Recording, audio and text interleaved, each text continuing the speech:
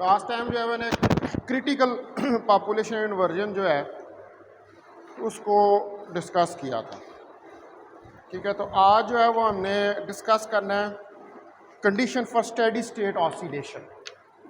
तो किस कंडीशन के तहत आपको लेज़र के अंदर स्टेडी स्टेट ऑसिलेशन जो है वो अचीव होती है। Condition for steady state oscillation. तो हमें जो है अब तक इस बात का पता है कि जो आपका लेज़र है जब वो रेजोनेटर्स के दरमियान में आप उसको रख देते हैं किसी एक्टिव मीडियम को, तो वो एक ऑसिलेटर के तौर पर बिहेव कर रहा होता है। ठीक है, क्योंकि उसके अंदर बार बार जो है वो क्या हो रहा होता है, वो रिएक्शन अकर कर रहा होता है। फोटॉन्स निकलते हैं, दोबारा टकराते हैं एटम्स के साथ, फिर फोटॉन्स निकलते हैं, फिर दोबारा टकराते हैं, एंड सो ऑन। ये प्रोसेस जारी रहता है, यानी कि एक किस्म की ऑसिलेशन जो है वो जारी रहती है। अब हमने यहाँ पर हमारा टास्क ये है कि हमने ये कैलकुलेट करना है कि ये जो ऑसिलेशन है ये कितनी होनी चाहिए, इसके लिए क्या कंडीशन होनी चाहिए, किस कंडीशन के ऊपर हमें ऑसिलेशन हासिल हो जाएगी लेज़र के अंदर, यानी कि उसका जो आपका प्रेटस है रेजोनेटर और जो एक्टिव मीडियम है वो कौन सी, क्या मैथमेटिकली उसका फार्मूला जो है वो होगा, ताकि हम जब लेजिंग के लिए ये पूरी अरेंजमेंट करें तो हमें पता हो कि इस वैल्यू के ऊपर जो है वो ऑसिलेशन स्टार्ट हो जाए। ठीक है, तो यहाँ पर हम अपने वो वाली कंडीशन जो है उसको कैलकुलेट करना है। तो जो वेव पिक्चर है लाइट की, according to the wave picture of light, जो हमारे पास लाइट की वेव पिक्चर है इसमें लाइट एम्प्लीफिकेशन जो है वो इम्प्लाइज करती है कंटिन्यूस और mark increase in the amplitude of light wave. अब एम्प्लीफिकेशन का मतलब है कि जाहिर बात है एक फोटान है, एक फोटान से दो फोटान हो रहे हैं, तीन हो रहे हैं, चार हो रहे हैं, तो इसका मतलब है कि एम्पलीट्यूड इंक्रीज हो रहा है। ठीक है, आपकी जो वेव है उसका एम्पलीट्यूड जो है वो इंक्रीज होता जा रहा है, किसकी वजह से, एम्प्लीफिकेशन की वजह से। तो वेव थ्योरी के मुताबिक light amplification, light wave theory के मुताबिक, यहाँ पर आप एक पॉइंट नोट कर लें कि लफ्ज़ लिखा गया है according to wave theory, quantum theory का नहीं नाम लिया। ठीक है, वेव थ्योरी किसकी थी, हाइजेंस की, जिसमें इंटरफेरेंस, डायफ्रैक्शन, ये सारा स्टैंडिंग वेव, रिफ्रैक्शन, रिफ्लेक्शन, ये सारी चीज़ें जो हैं वो आती हैं। तो जो हमारे पास लाइट एम्प्लीफिकेशन है implies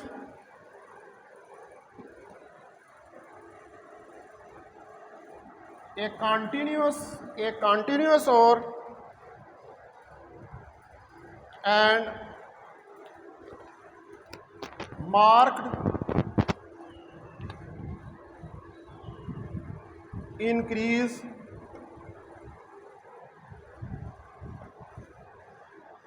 in the amplitude of light wave।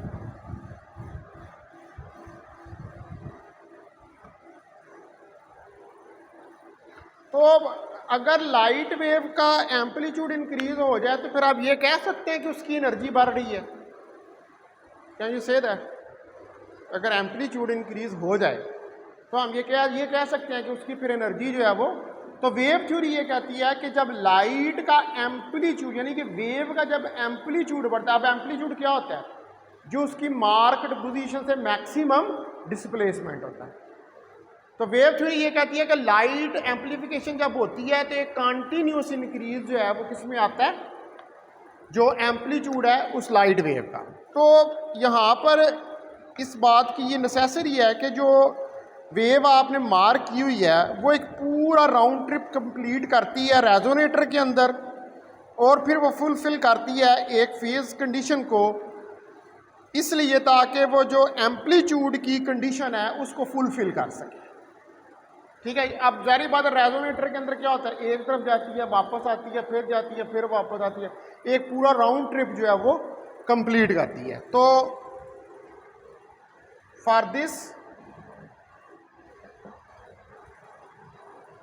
To occur, तो अगर इस चीज ने अकर करना है तो it is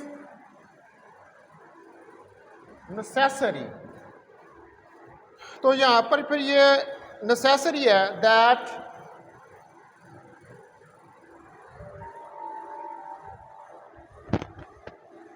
the wave making A round trip, कि जो एक वेव राउंड ट्रिप कर रही है इनसाइड द रेजोनेटर,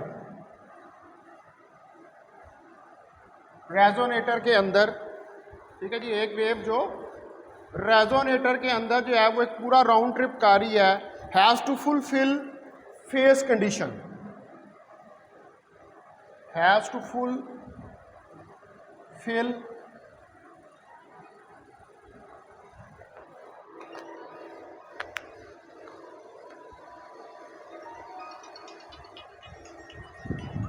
हेलो अस्सलाम वालेकुम सर जी। वालेकुम सलाम सर जी। सर क्या हाल है, ठीक हैं सर जी? मैं क्लास पढ़ा रहा जी सर। मेरे को तो 3 जवान आए हुए हैं, young people, 3 young people I have. वैसे कॉलेज सूरत हाल इम्तिहान हो रहा है तो कुछ बच्चे BS ने भी अज आए हुए हैं। हाँ जी, यह सूरत हाल है। तो मेरे को हाली 3 ही पहुँचे ने, लेकिन मेरे वास्ते 3 भी काफ़ी है। एना तो कि बाउंड्री कंडीशन लाई सी ना कि लैक्चर तां रिकॉर्ड होएगा जी एक अद्धा बंदा आएगा, तो नहीं रिकॉर्ड होएगा। तो इन्होंने बाउंड्री कंडीशन फुलफिल कर दी है। ठीक है, मैं सर इन्हों की 10 बजे तक क्लास लवांगा। Okay sir, okay sir, okay, खुदा हाफिज़, खुदा हाफिज़।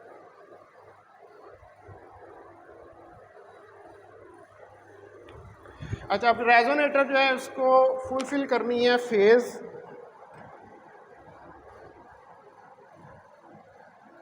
कंडीशन। ठीक है, इन एडिशन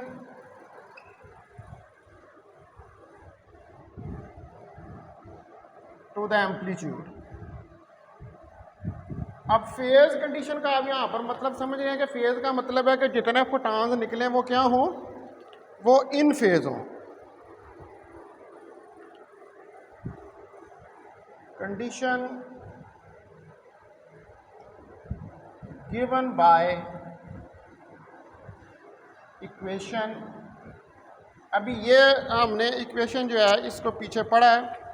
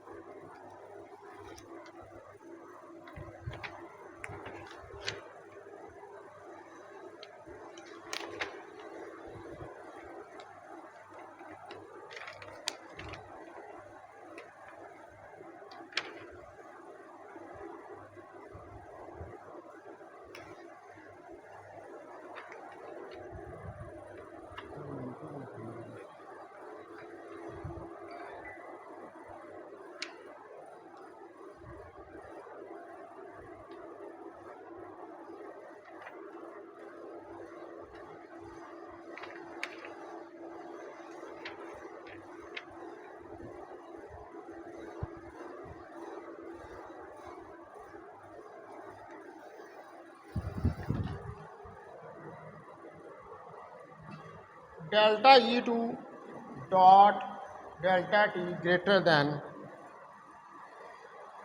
H कट। ठीक है जी, ये जो इक्वेशन है, अब ये अगर आप इक्वेशन देखें तो ये तो मुझे हाइजेनबर्ग अनसर्टेनिटी प्रिंसिपल जो है वो लग रहा है। ठीक है, ये डेल्टा ई जो है एनर्जी को डिस्क्राइब कर रहा है और ये टाइम को, ये एनर्जी टाइम फॉर्म है इसकी हाइजेनबर्ग। तो इसको, इस कंडीशन को फॉलो करना पड़ेगा रेजोनेटर के अंदर। अब यहाँ पर ये इंपॉर्टेंट है, it is necessary that the wave returning to the same point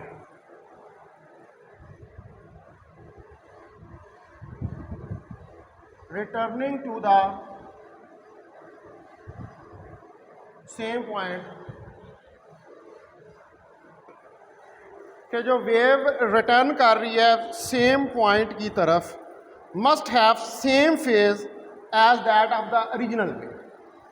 यानी कि जो वापस रिफ्लेक्ट हो के आ रही है उसका ओरिजिनल वेव से फेज जो है वो एक जैसा। अच्छा, अब यहाँ पर ये क्वेश्चन पैदा होता है कि आपको इस बात का क्वेश्चन राइज होता है कि ये इक्वेशन हमने क्यों यहाँ पर यूज़ की है इस कंडीशन के लिए। ये हमने इक्वेशन यहाँ पर इसलिए यूज़ की है कि ये वेव की बात हो रही है और आपको पता है कि वेव के केस में हमेशा प्रोबेबिलिटी होती है। ठीक है, आपके पास चीज़ें जो हैं वो सर्टन नहीं होती, एक होगी सर्टन तो दूसरी अनसर्टन हो जाएगी। तो इसलिए हमने ये फिर हाइजेनबर्ग अनसर्टेनिटी प्रिंसिपल जो है इसको यहाँ पर यूज़ किया। तो अब जो आपके पास जो वेव है जो रिटर्न कर रही है सेम पॉइंट की तरफ, must have the same phase. तो इसके पास जो है आपके को क्या होना चाहिए, सेम फेज होना चाहिए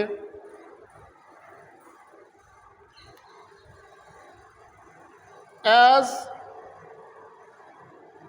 that of the original wave, जो कि ओरिजिनल वेव का है। इधर एक यहाँ पर ये लिख ले पॉइंट के साथ, इन द मीडियम, इसके आगे।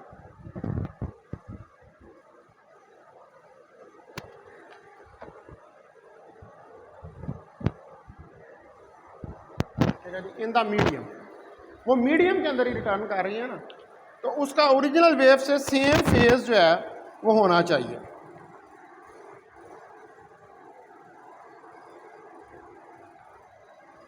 विद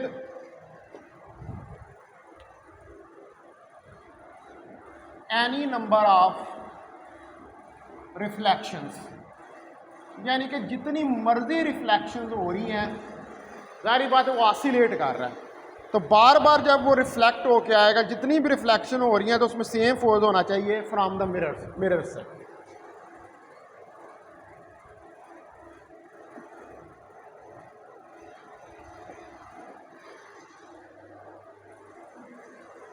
ठीक है जी, तो अब जो वेव जा रही है वापस आ रही है, एक ओरिजिनल वेव है, ठीक है, और दूसरी वेव जो है वो क्या कर रही है, वो रिफ्लेक्ट हो रही है।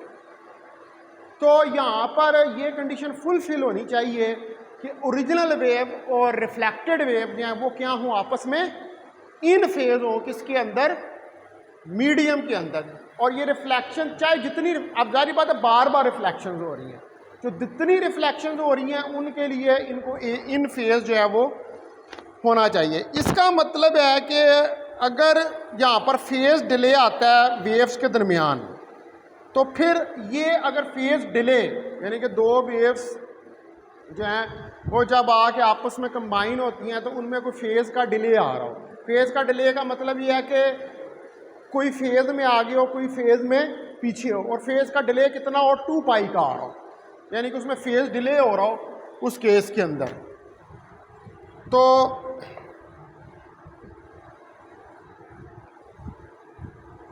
इट मीन्स, तो इसका मतलब है that the phase delay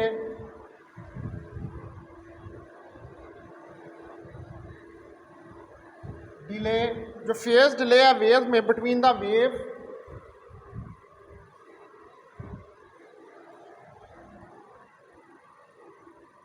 between the wave must be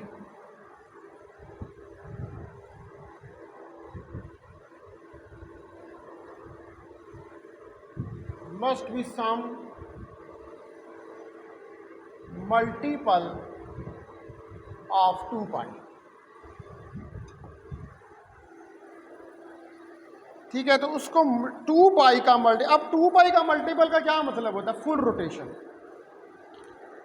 एक सर्कल के अंदर चक्कर जब लगता है तो पूरी रोटेशन जो होती है वो 2, तो अगर इसमें फेज डिले होगा तो वो 2 पाई का मल्टीपल होगा। तो इसका मतलब है कि अगर लाइट वेव्स जो हैं वो स्टार्ट करती हैं पीक से और फिर रिफ्लेक्ट करती हैं आउटपुट मिरर से, तो इसका मतलब है कि इनको दोबारा से वही पीक हासिल करनी चाहिए। यानी कि एक पीक लेंगी, रिफ्लेक्ट होंगी, फिर दोबारा पीक लेंगी, फिर एक पीक लेंगी, फिर रिफ्लेक्ट होंगी, फिर दोबारा। यानी कि बार बार पीक लेने का मतलब क्या है? पीक लेने का मतलब है कि बार बार इनका एम्पलीट्यूड जो है वो इंक्रीज होगा हर रिफ्लेक्शन के बाद। बार बार एम्पलीट्यूड इंक्रीज होगा हर रिफ्लेक्शन के बाद, क्योंकि वो इन फेज होंगी तो कंस्ट्रक्टिव इंटरफेरेंस करेंगी, कंस्ट्रक्टिव इंटरफेरेंस करेंगी तो फिर एम्पलीट्यूड बढ़ जाए। ठीक होगी बात? तो हम यहाँ पर ये लिख सकते हैं कि 10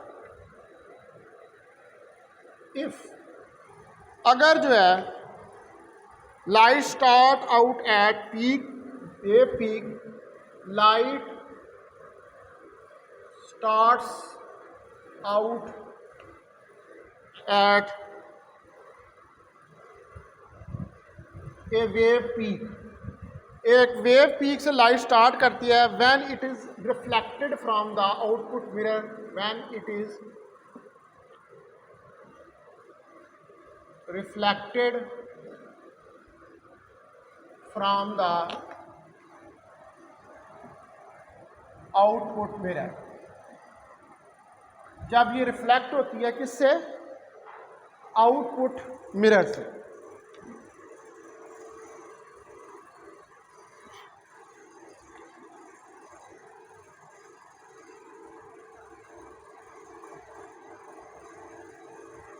तो इसको दोबारा जो है वो वेव पीक पे होना चाहिए।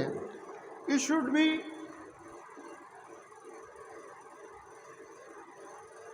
अगेन एट द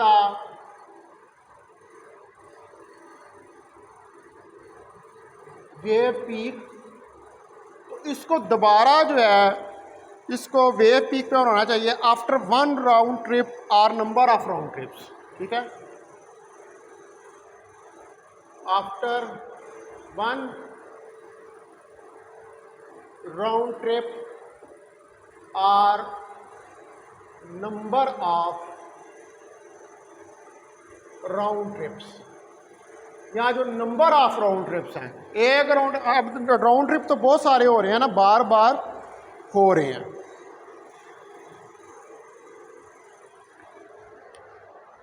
ठीक है जी, तो इसका मतलब है कि अब ये जो आपने इसके ऊपर अब इस सूरत हाल के अंदर कुछ कंस्ट्रेंट्स जो हैं वो लग जाएंगे, और ये कंस्ट्रेंट लगेंगे वेवलेंथ लैम्डा और जो लेंथ है आपकी लेज़र रॉड की उसके ऊपर। इस सूरत हाल के अंदर ये वाली चीज़ जो है ये कंस्ट्रेंट के अंदर हो रही है, क्योंकि आपने मिरर रखे हुए हैं, और उन मिरर से बार बार वेव्स जो हैं वो क्या कर रही हैं? वो रिफ्लेक्ट हो रही है। ठीक है, तो इसका मतलब है कि दिस imposes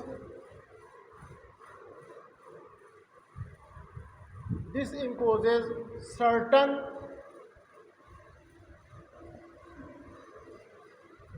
constraints। तो इसकी वजह से कुछ constraints जो हैं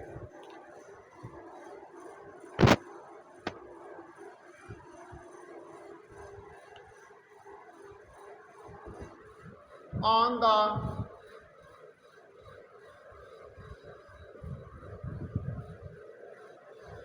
relationship between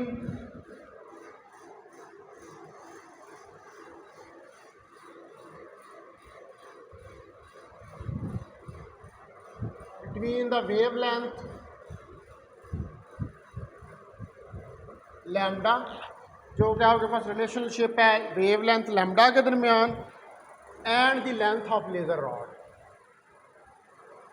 and the length of laser rod, और जो लेंथ है आपके पास लेज़र रॉड की है, इसके ऊपर कुछ कॉन्स्ट्रेंट्स जो हैं वो अप्लाई हो जाएंगे।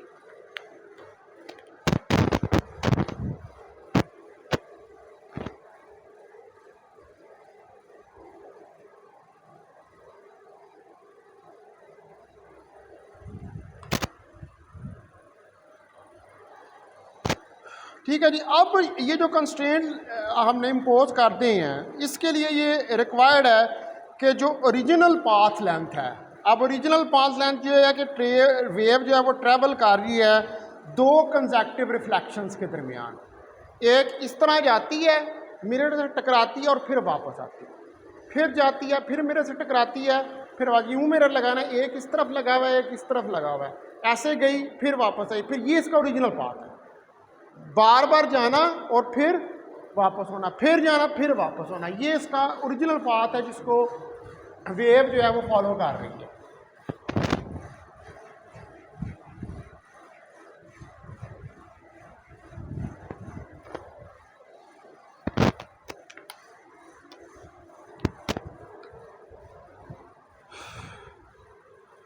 तो it is required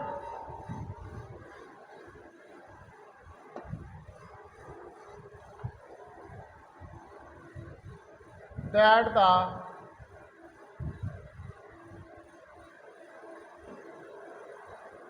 optical path, कि जो इसका ऑप्टिकल पाथ है, लेंथ ट्रेवल्ड, जो कि ट्रेवल कर रही है bye a wave between two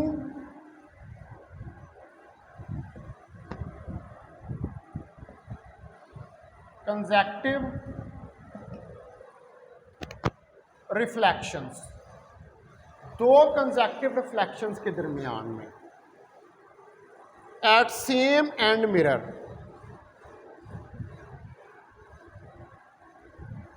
जो कि एंड मिरर से रिफ्लेक्शन हो रही हैं बार बार कंसेक्टिव, शुड बी इंटीग्रल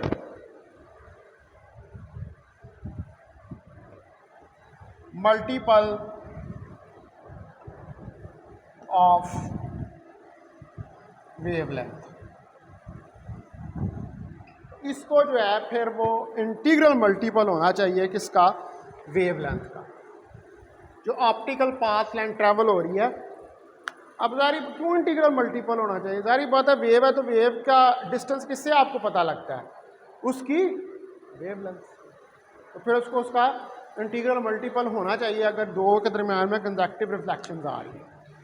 तो अब ये तो कुछ इस तरह का हो गया कि ये वेव्स जो है फिर ट्रैप हो गई हैं दो फिक्स्ड बाउंड्रीज के दरमियान, ऐसे ही हो रहा है ना। तो फिक्स्ड बाउंड्री के दरमियान कौन सी वेव्स होती हैं, स्टैंडिंग वेव। तो यानी कि ये कुछ सूरत हाल किस तरह की बन रही है, कुछ स्टैंडिंग वेव टाइप चीज़ जो है यहाँ पर बनेगी, क्योंकि बार बार आ रही हैं और वो फिक्स्ड बाउंड्रीज किसने की हुई हैं, मिरर्स ने उनको जो है वो फिक्स जो है वो कर दिया हुआ है। तो इसका मतलब है कि फॉर एग्जांपल मिसाल के तौर पे if light starts at a wave peak, if light starts at a wave peak, अगर लाइट जो है वो स्टार्ट करती है वेव पीक के ऊपर, when it is reflected from the output mirror, when it is reflected from the output mirror. तो जब ये रिफ्लेक्ट होती है आउटपुट मिरर से, it will travel an integral number of wavelengths. It will travel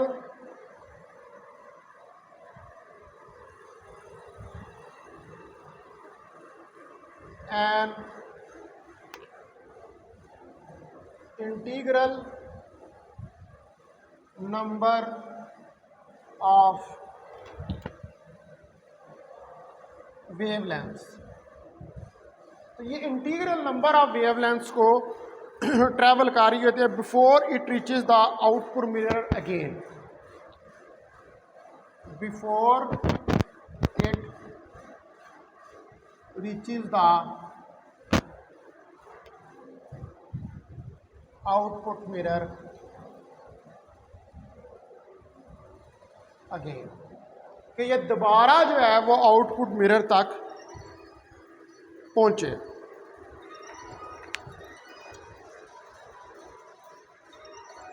किसका बाज रखूं मेरा?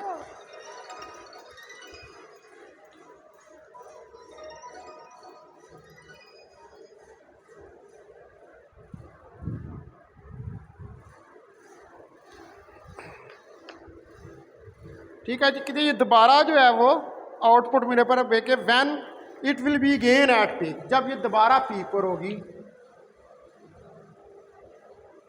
व्हेन इट विल बी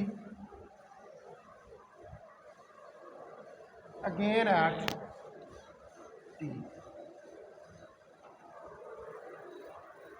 ठीक है, यानी कि जब एक पीक से दोबारा पीक के ऊपर आएगी तो मिरर से टकरा कर, तो ये क्या होगी, ये इंटीग्रल मल्टीपल बन जाएगी किनका?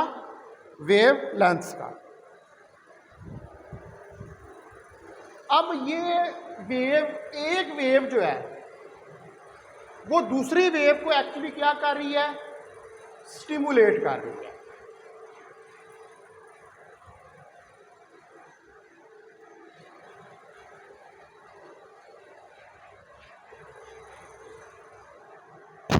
ठीक है, एक वेव दूसरी वेव को स्टिमुलेट कर रही है। तो इसका मतलब है कि the wave stimulated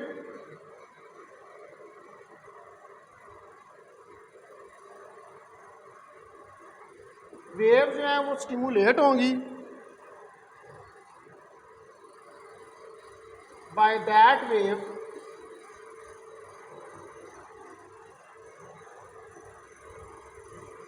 will be at peak, जो कि पीक के ऊपर होगी एट द आउटपुट मिरर।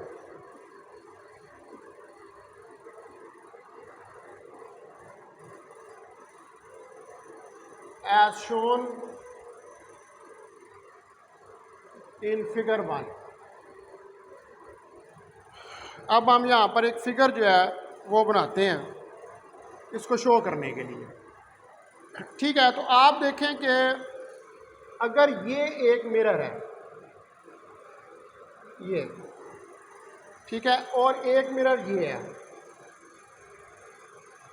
ये दोनों मिरर्स हैं।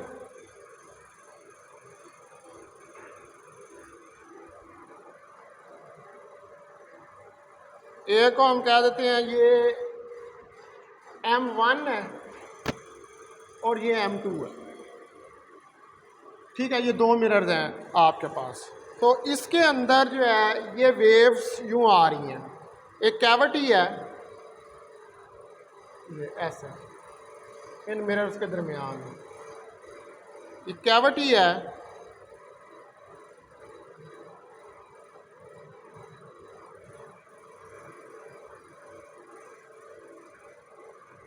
ठीक है, इसमें वेव्स, ये कोई इन फेज वेव्स ट्रैवल कर रही हैं, ये देखें,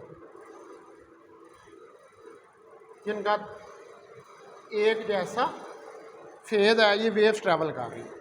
और ये इसकी लेंथ है इस मिरर से लेकर इस मिरर तक, लेंथ ऑफ मिरर्स, ये दोनों मिरर्स के दरमियान में लेंथ है। तो ये यहाँ पर ये फिगर है किसकी, फिगर 1 है, ये कंडीशन है रेजोनेंस की। Figure 1 condition of resonance. ठीक है, ये बेसिकली जो रेजोनेंस की कंडीशन है ये उसको डिस्क्राइब कर रही है। जारी बात है, इन फेज होंगी तो रेजोनेंस कब होती है, जब दो फ्रिक्वेंसीज मैच कर देती हैं। इन फेज होंगी तो मैच करेंगी फ्रिक्वेंसीज, तो फिर रेजोनेंस जो है वो अकर करेगी। तो अब इसका मतलब है कि ये सारी ऐड अप हो जाएंगी। इन फेज है ना, तो इन फेज है तो ये सारी की सारी ऐड अप हो जाएंगी। Therefore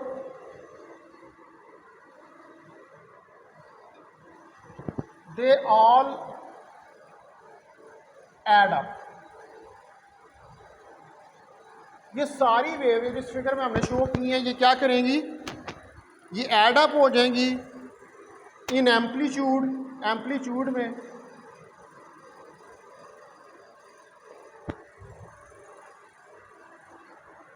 by constructive interference.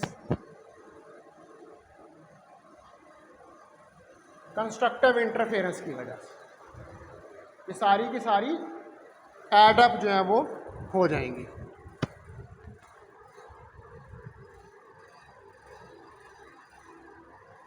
And add up in amplitude. इन सब का एम्पलीट्यूड जो है वो ऐड अप हो जाएगा। तो अब इस सूरत में हमारे पास जो कंडीशन एम्पलीफिकेशन हमें मिलेगी, अब ये सारे क्या हैं, ऐड अप हो गए। हम डिस्कस किसको कर रहे हैं, वेव थ्योरी। ठीक है, वेव थ्योरी से इसको डिस्क्राइब करने की कोशिश कर रहे हैं। तो दस द कंडीशन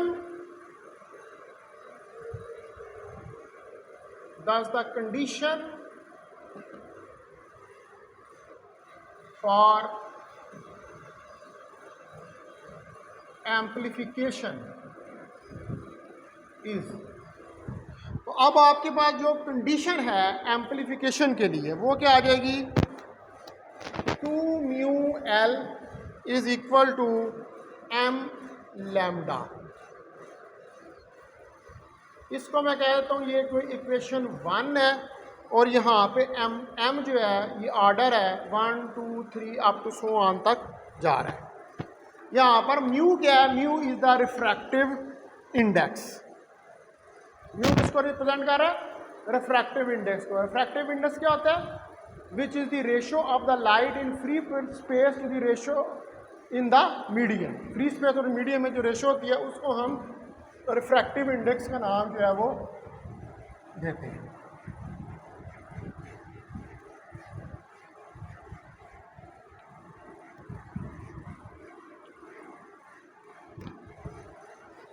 तो अब यहाँ पर जो है ये where mu is the refractive index। तो यहाँ पर म्यू जो है ये रिफ्रैक्टिव इंडेक्स है of active medium, active medium का, जो कि रेजोनेटर के अंदर आप यूज कर रहे हैं। And mu L is the optical path, and mu L is the optical path, और म्यू एल जो है वो एक ऑप्टिकल पाथ है। अब जब ये कंडीशन जो है इक्वेशन 1 वाली फुलफिल हो जाती है, सॉरी जब सेटिस्फाई नहीं होती, when the condition of equation 1, जब ये जो इक्वेशन 1 है इसकी कंडीशन जो है is not satisfied,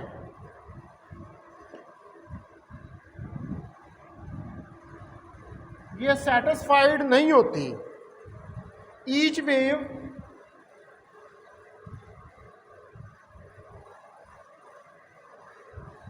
her wave जो है विल रीच द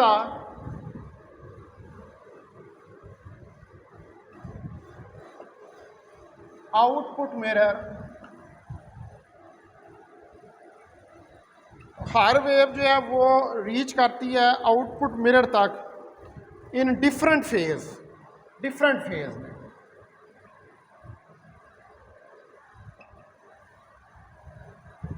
तो ये तो वैसे ही कॉमन सेंस की बात है कि जब ऊपर वाली कंडीशन फुलफिल नहीं करेगी तो इसका मतलब है कि कंस्ट्रक्टिव इंटरफेरेंस तो हो ही नहीं रही। वो वाली कंडीशन किसकी है? कंस्ट्रक्टिव इंटरफेरेंस की है।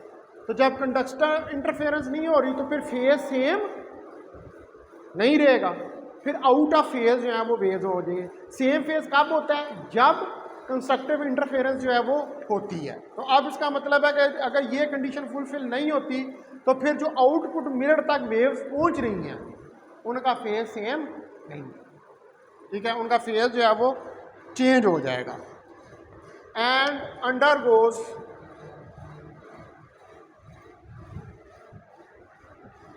ए डिस्ट्रक्टिव इंटरफेरेंस, और उसकी वजह से डिस्ट्रक्टिव इंटरफेरेंस होगी, ठीक है। डिस्ट्रक्टिव इंटरफेरेंस में एम्पलीट्यूड जब वो मिनिमम हो जाता है and cancel out each other,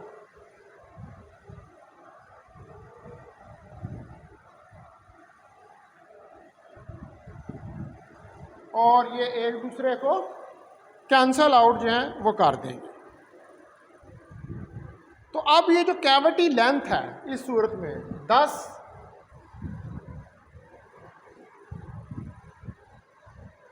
the cavity length, तो अब ये जो कैविटी लेंथ है L,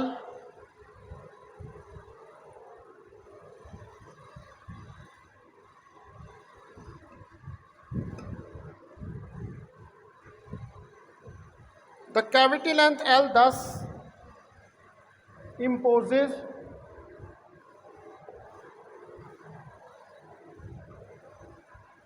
a severe restriction, ये इम्पोज करेगी एक severe restriction को, that only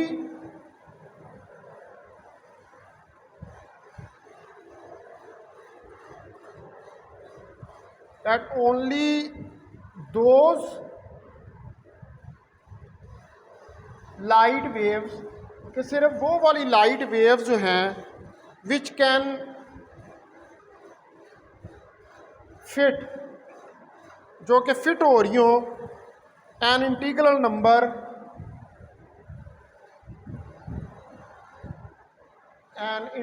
number of wave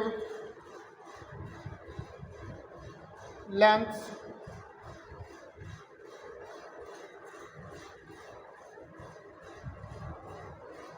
within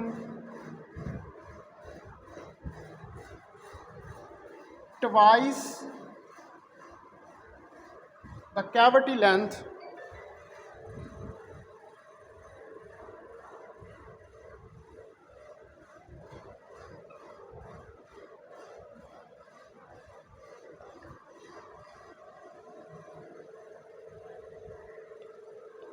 lengths are amplified.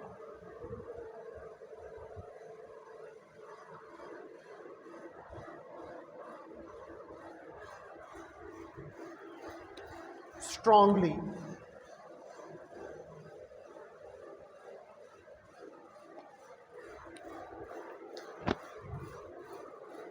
तो अब जो है जो कैविटी लेंथ है, कैविटी लेंथ आपके पास कौन सी है? This is the cavity length, ठीक है। ये कैविटी लेंथ जो है ये इम्पोज कर रही है एक रिस्ट्रिक्शन के सिर्फ वो लाइट वेव जो हैं जो कि फिट हो रही हैं integral number of wave length से within twice the cavity length. Twice the cavity length का मतलब है कि इसने एक दफ़ा यूँ आना है, एक दफ़ा यूँ आना है, फिर इसने एक दफ़ा यूँ आना है, एक दफ़ा इस तरह जाना है वेव ने, एक दफ़ा इस तरफ आएगी, एक दफ़ा इस तरफ जाएगी, तो फिर कितनी लेंथ वो कवर करेगी, 2L, वो ट्वाइस वेव लेंथ जो है वो कवर करेगी। तो अब इस केस के अंदर जब वो ट्वाइस वेव लेंथ कवर करेगी तो फिर आपकी वेव जो है वो एम्पलीफाई होना शुरू हो जाएगी, यानी कि एम्पलीफाइड जो है वो हो जाएगी स्ट्रांगली। अब जो वेव्स हैं of all other wavelengths are attenuated, इसके अलावा जो इंटीग्रल मल्टीपल के अलावा वेव लेंथ्स हैं, ठीक है, हमने क्या लगा दिया यहाँ पर, रिस्ट्रिक्शन लगा दिया कि सिर्फ इंटीग्रल नंबर वाली वेव लेंथ्स जो हैं वो एम्पलीफिकेशन करेंगे, इसके अलावा बाकी जितनी और वेव लेंथ्स हैं वो इसका हिस्सा नहीं बनेगी, वो अटेनुएट हो जाएंगी।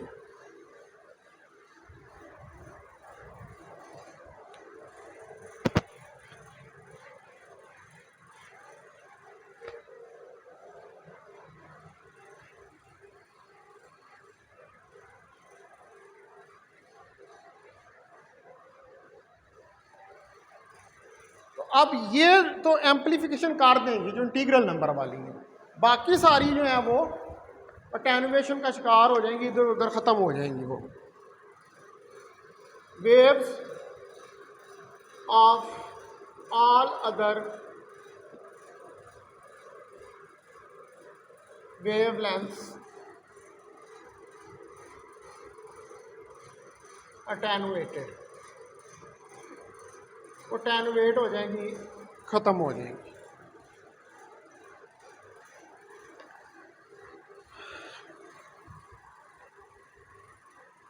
अच्छा, अब जो है हम इस वक्त जो ये सिचुएशन हमारे पास पैदा हो रही है, ये एक्चुअली सिचुएशन जो है ये कुछ ऐसी पैदा हो रही है कि जैसे आपके पास जो है स्टैंडिंग वेव्स प्रोड्यूस हो रही है, ठीक है। तो मैं यहाँ पर एक फिगर बनाता हूँ पहले, ये एक मिरर है, ठीक है, ये मिरर जो है ये फुली सिल्वर्ड है, आपने इसको ब्लैक कर लेना, बिल्कुल पेंसिल फेर दें इसके ऊपर, ये फुली सिल्वर्ड है, और दूसरा जो है ये पार्शली है, दैट इज पार्शली, तो ये पार्शली है, इसमें हम डॉट्स डाल देते हैं। अब ये इसके दरमियान में लेंथ है, ये भी मिरर है और ये भी मिरर है, ठीक है। अब इनके दरमियान में जो है वो वेव्स प्रोड्यूस हो रही हैं,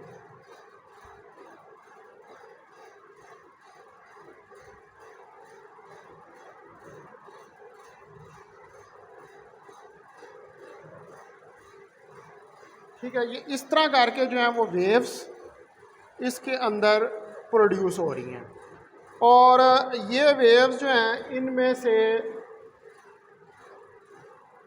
बल्कि एक मैं इसको ज़रा अभी ना बनाए इसको फिगर पर, और काम करता हूँ।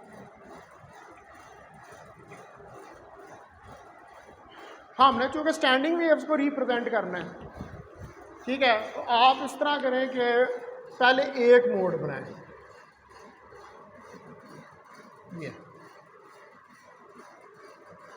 ये वन मोड बना, ठीक है। उसके बाद मैं एक और फिगर बनाता हूँ जिसके अंदर मैं दो मोड्स बना देता हूँ, ये वन मोड बना है, एक और यहाँ से बनाए कि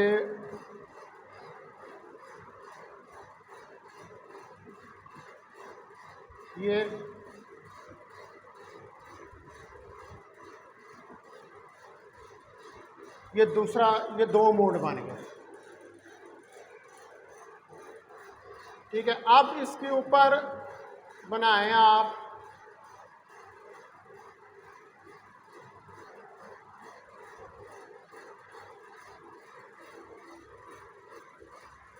ये तीन मोड बन गए, ठीक है। तो ये हमारे पास है स्टैंडिंग वेव पैटर्न, फिगर 2 कह लें इसको,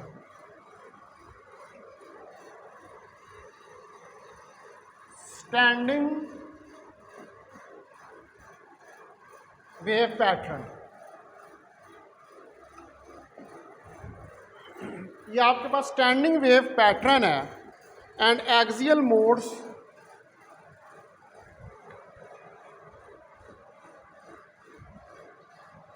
और जो एक्डियल मोड्स हैं इन ऑप्टिकल रेजोनेटर।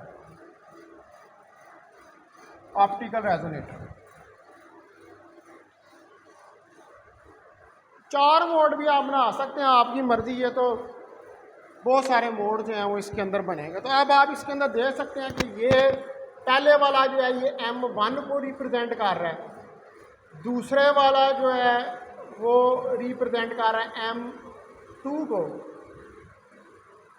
और तीसरे वाला जो है ये रिप्रेजेंट कर रहा है M3 को।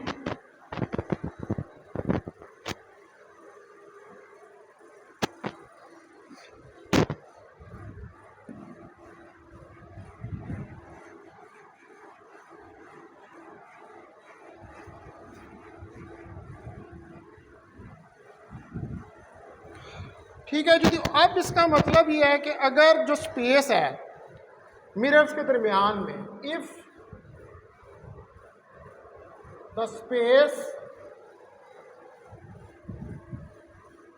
Bounded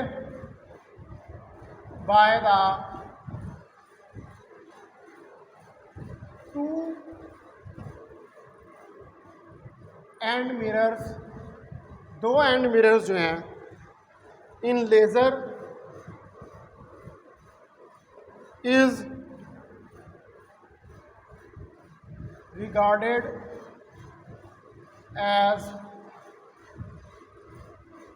a mirror cavity resonator। ठीक है, तो इसको हम मिरर कैविटी रेजोनेटर का नाम देते हैं। तो फिर जो लेंथ है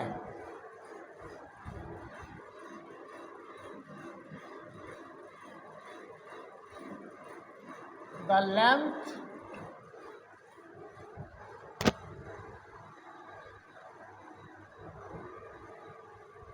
L of the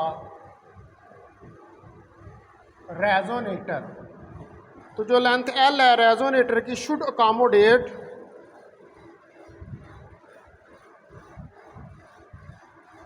इसको अकोमोडेट करने पड़ेंगे जो integral number of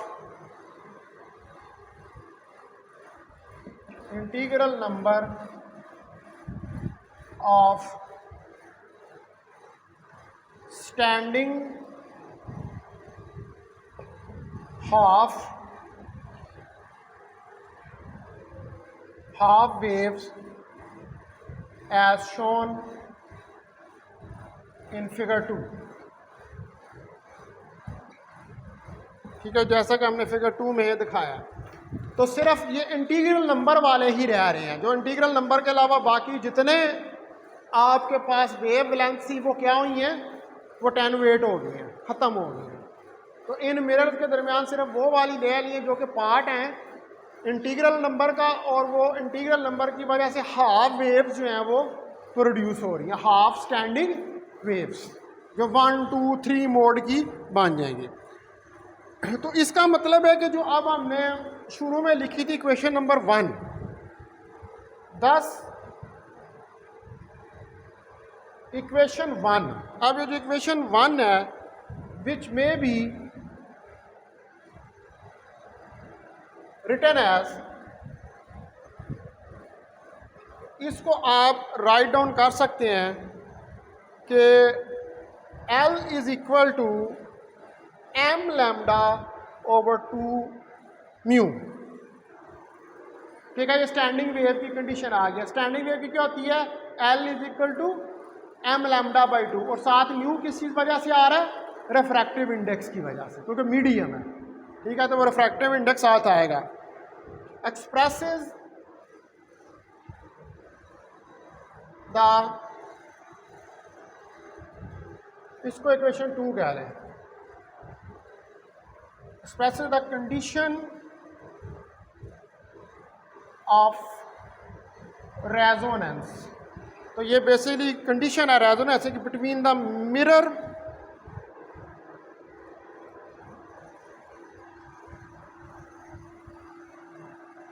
between the mirror cavity and light waves, और लाइट वेव्स के दरमियान